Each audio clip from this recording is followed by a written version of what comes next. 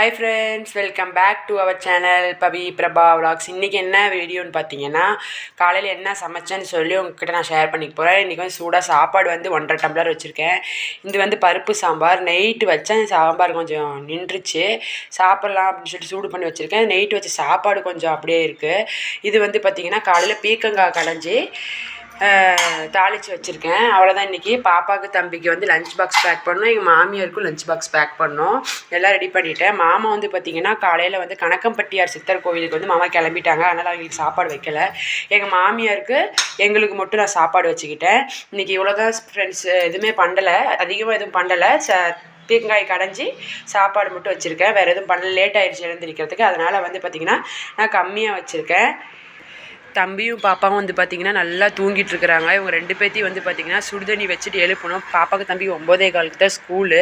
இவங்க 2 பேர்த்தையும் எழுப்பி குளிக்க வச்சுட்டு சாப்பாடு கொடுத்து ரெடி பண்ணிவிட்டு நான் கொண்டு போய் ஸ்கூலில் விடணும். நல்லா ரெஸ்ட் எடுக்கிறாங்க. அவங்க பாட்டி கூட தான் இங்கே தூங்குவாங்க. அதனால் அவங்க பார்த்திங்கன்னா வெளியிலே படுத்திருப்பாங்க.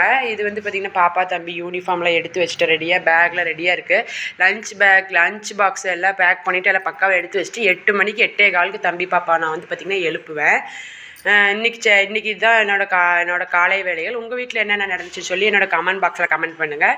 ஓகே ஃப்ரெண்ட்ஸ், பாய். நம்ம சேனல் பிடிச்சிருந்தா லைக் பண்ணுங்கள், ஷேர் பண்ணுங்கள், சப்ஸ்கிரைப் பண்ணுங்கள். இது வந்து கிருஷ்ணர் வேஷமும் இது வந்து பார்த்திங்கன்னா போன தீபாவளிக்கு எடுத்த ஃபோட்டோ. இது வந்து பார்த்திங்கன்னா இந்த கிருஷ்ண ஜெயந்திக்கு எடுத்த ஃபோட்டோ. இந்த ஃபோட்டோ வந்து பார்த்திங்க அப்படின்னா போன பொங்கலுக்கு எடுத்த ஃபோட்டோ. எங்கள் வீட்டில் எந்த ஃபோட்டோவும் ஃப்ரேம் இருக்காது, அதனால் நான் ஆசைப்பட்டு இந்த ஃபோட்டோ 2-3 ஃபோட்டோ வந்து போட்டிருந்தேன். ஓகே ஃப்ரெண்ட்ஸ், பாய்.